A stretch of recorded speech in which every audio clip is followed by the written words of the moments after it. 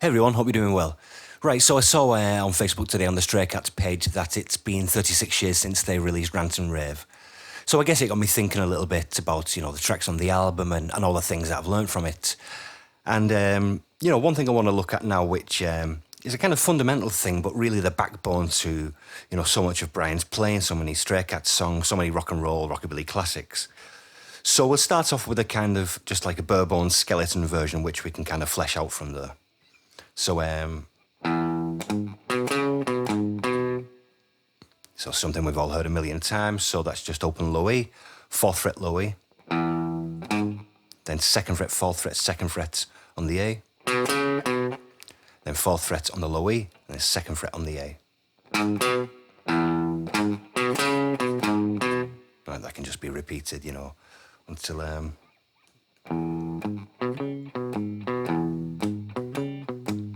Of course, I'm not really, worrying too much about dynamics and sort of picking at the moment whether you want to play it kind of more open or muted. We're just really kind of going to concentrate on the on what we can do to embellish this. So that's like, the basic bare bones version.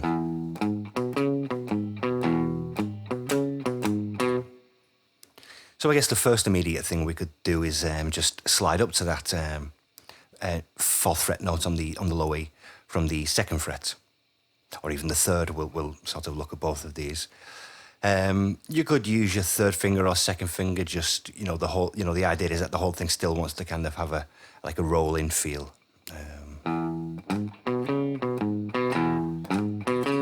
You could even slide up to that last note. But it's kind of a lot of jumping around, not really necessary, as we'll see from some of the other things we can do to that. So that's sliding from the 2nd. I mean, that's a very typical sound. Might even be something like Don't Be Cruel, although in a different key. Although sometimes I find it difficult to hear really if somebody slides from the 3rd or the 2nd, depends how fast the track is.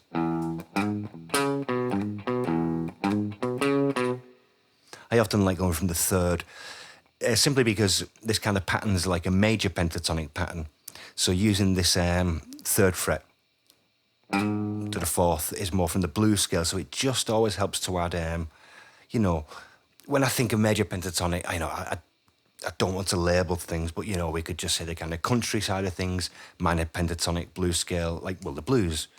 So, when we're talking about rockabilly, any opportunity that we can get, to mix those two things, a little bit of kind of bluesiness in the major pentatonic, or a little bit of kind of major pentatonic in something more blues, it's, really that's kind of what the kind of rockabilly stew is all about. So, so that's kind of the first thing.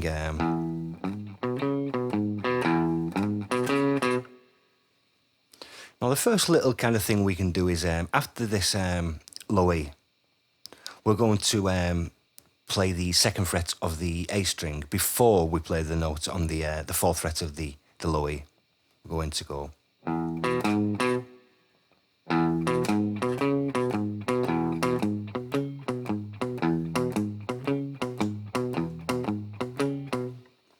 That's, again, like all of these things, very, very typical. Hear that so much in Brian Setzer's work, in Carl Perkins.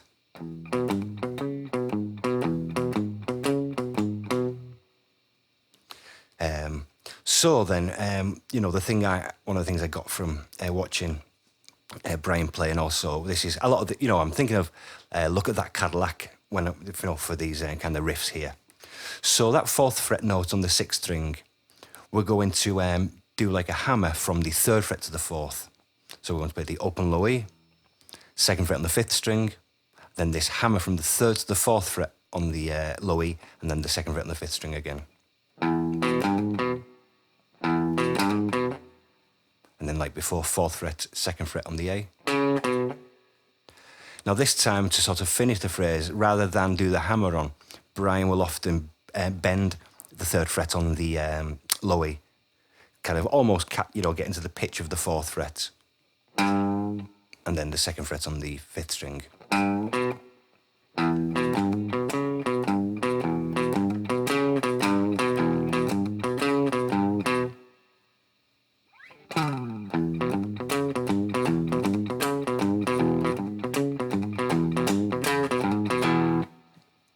You could even do those backwards. Start off with the little bend and then sort of finish the phrase with the hammer on. You could do hammer-ons both times, or do the little bend both times.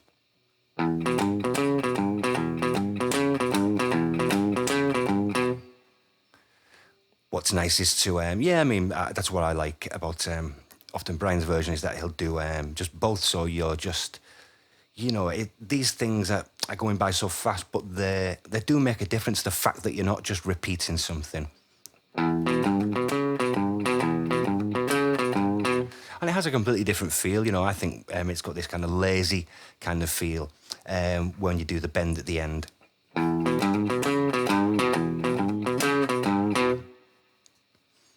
So all of this we could just sort of move and now play in the A position.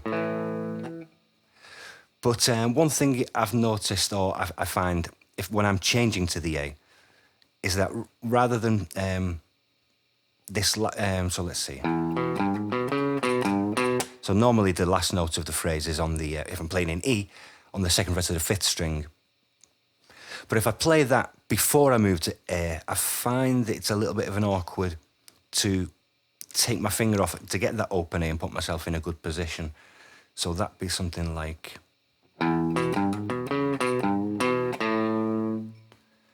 So for me, what I've noticed, and I'm probably got this again from watching Brian sets, or just picking it up kind of subconsciously, is when you go into the A chord and you're going to shift position, rather than the last note being on the second fret of the fifth string, we play like this: E, the octave E, on the second fret of the fourth string.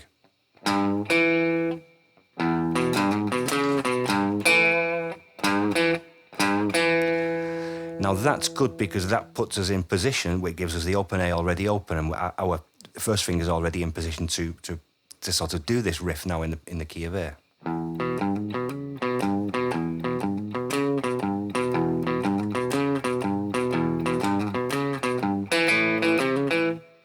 So then, what might be nice then, so if we're doing, when we're on the E, we're doing like the hammer on and then the bend, maybe when we move to the A, it's a good idea to maybe do the bend and then the hammer on. So it's not much of a change, we're still using the same kind of material, but just in reverse. So there is, apart from, although there's a harmonic change, we're moving to the 4 chord. There's also a slight kind of riff melodic change, which, again, somebody listening won't necessarily notice, but these are the small details that can make such a massive difference. So let's say I move to the...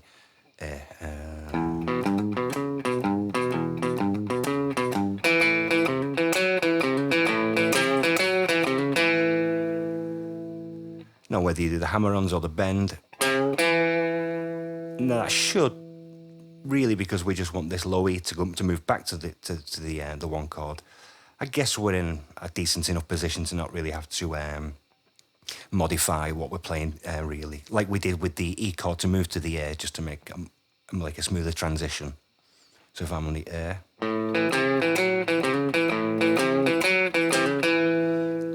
another thing, sometimes, obviously on the low E, you have to, on these little bends, you have to bend down. I find myself sometimes when I do this in A, depending on, I don't know, there's not really set formula. I'll sometimes bend down or I'll push up. I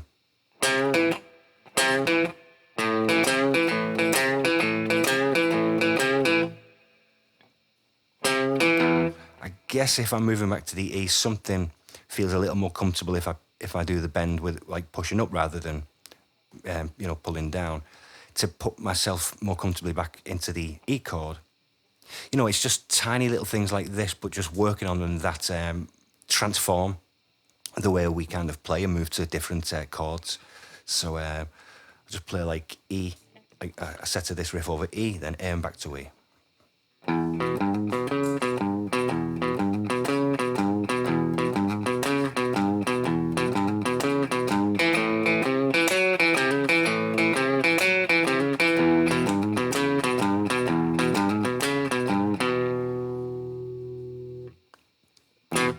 So Well, if we were doing look at that Cadillac, so then it goes into this. We're going to look, which is like a kind of a chord substitution thing. You've probably always hearing like this thing of 2 5s or 2 5 1. You know, this sound you hear in rock and roll or rockabilly a lot. I mean, that's effectively just a 2 5 because it's go. Normally, we might have 2 bars on the 5 chord. If I'm in E, so my 5 chord is B or B7.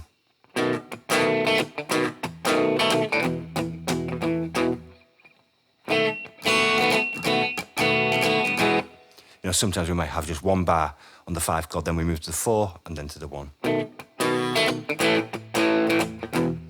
But when we have 2 bars on the 5 chord, the first bar we can actually substitute, and we're going to put like an F sharp minor. Sometimes it's an F sharp 7 or an F sharp, but typically for now, let's just think of an F sharp minor.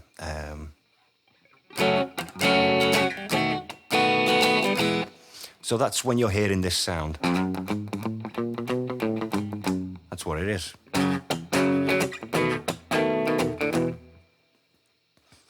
So I was looking at this Cadillac start. So yeah. So if here's just a like a bar chord B major up at the 7th fret. I've noticed sometimes I saw Brian play this a few different ways. Sometimes he'll do the full chord with all fingers. And we're not really going to play much past. Sometimes it's just also the kind of power chord version. He'll often finger more notes in the chord, but he's really just playing the low strings. Or I saw him play those as 7s.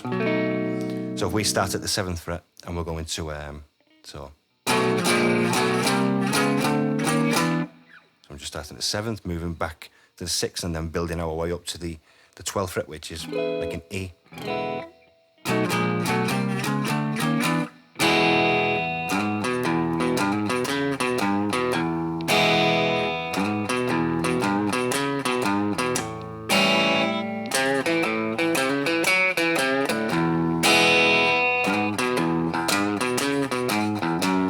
This 2 5 comes in.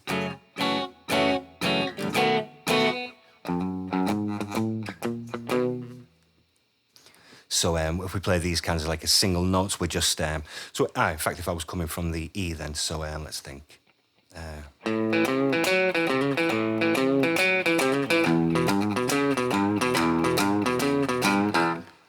So if I'm doing that, we finish this kind of E phrase on the little bend on the 3rd fret of the 6th string, so I'd probably just bend that and then pull off to the open E, and either immediately to the 2nd fret on the low E or slide in from the 1st fret. Probably better slide in. So, although that could be, depending on the tempo, a little difficult. It doesn't really matter. You just play around with both depending on the tempo. So essentially, we've got the 2nd fret of the low E, 4th fret. Now, we play the 5th fret. We could play open, but typically, because sometimes he'll bar the chord and kind of make that ascending figure while holding the chord. So typically, although we could play the open A, he'll play it fretted.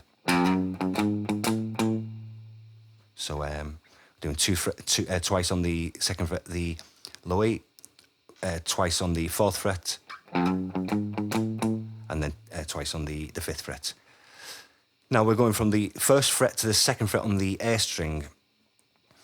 Now, maybe the instinct is to kind of use 1st finger to 2nd finger. I've noticed Brian, because we're going, really this 1st fret is just a passing note to get to this B7. And he often will slide with his 1st finger from the 1st fret to the 2nd. I guess it just puts him in a better position to plant the chord immediately.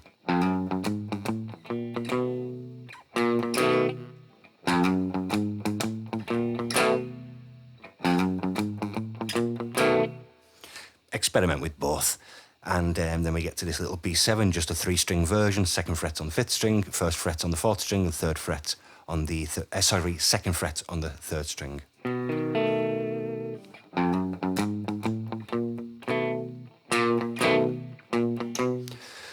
But the idea is we're not really going to play those 3 strings all together. So we're going to, let's see. We kind of pick Once on the like the root of the chord, then on the upstroke, the remaining two strings. Bit more. That's a bit too hard. It probably should be a bit more dynamic than that. Then the open A and those two notes again. This goes by so quick that it doesn't, you know, if it might sound odd, some of this harmony and these notes together at a slow pace. And then we maintain sort of where our third and first fingers are, but move this up to so we can put our second finger on the fourth fret of the low E. Our first finger now will be on the third fret of the D, and third finger on the fourth fret of the G. And that shape will go down to. So to an E.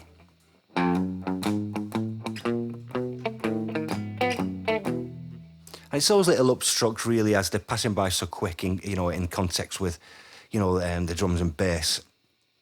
It just adds a little bit more, meat to the bone. I'm not really sure of the kind of riff that's in that song. It's like, I don't know, is it like, just two open first and second strings, that kind of second fret, second string, third fret, first string, kind of double stop, bent slightly sharp. So the open first and second strings, the double stop, bend slightly sharp, play the open strings again. I do a little kind of a slight push, little bend on the third fret of the second string to the open E. And maybe pull-offs from the third, second to the open on the third string to the second fret on the first string, the fourth string. And a kind of, there'll be upstroke of anticipation to the sort of C7. Again, three-string version, so we just third fret on the fifth string, second fret on the fourth string, third fret on the third string. Move all that down a step, put us into the B7. When we're always when our target's always this B7 and you do these kind of C7s, it won't often matter if this B string rings through a little bit. In other contexts, we just don't want that, but here, because we're targeting the B7, it's fine. There just might be a slight moment of, a bit of spice, but that's okay.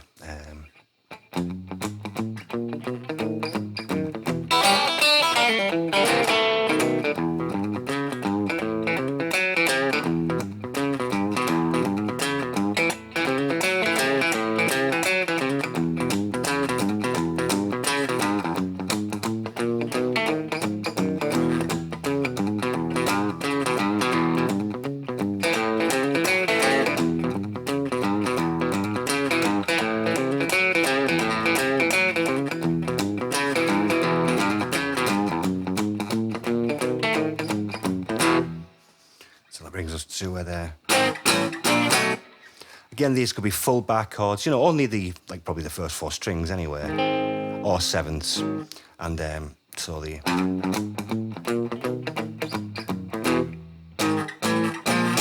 that's from doing like a G sharp, 7, or G sharp, or A7, B flat, or B flat 7 to the B. You really just want to kind of catch the low end of this. So coming out of this kind of 2-5 thing.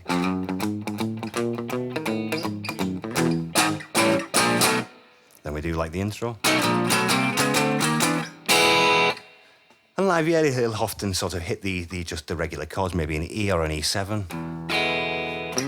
And then kind of fit the kind of riff into that.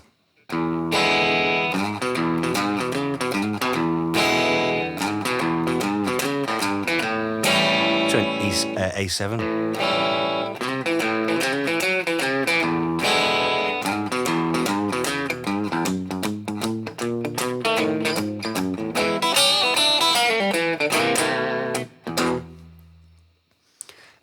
There's a few versions of that I want to check over because we'll do I'll review this and we'll do like a better lesson on Look at That Cadillac. But yeah, that basic riff really, for me, the most important thing to try and get out of that is this very second note. that upstroke before the hammer-ons. I'm trying to think of what I probably heard it from, a typical rock and roll classic, probably something like Honey Don't, which is, let's think.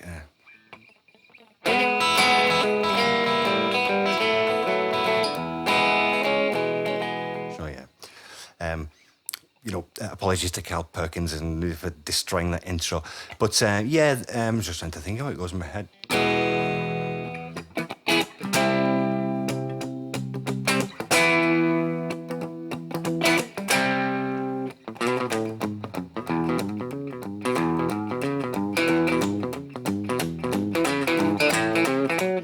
So it's that kind of thing. Really, it's so important. Don't be tense with your right hand. These upstrokes, just let them come naturally. Or I think I've said this before. Whenever you're going to do a downstroke, usually, unless I guess we're sort of battling gravity or something, to do a downstroke, you've got to come up. So it's just a case of catching these upstrokes as notes, or sometimes ghost notes. Let it just very, pick with some kind of definition, but at the same time, we don't want to be tense with this.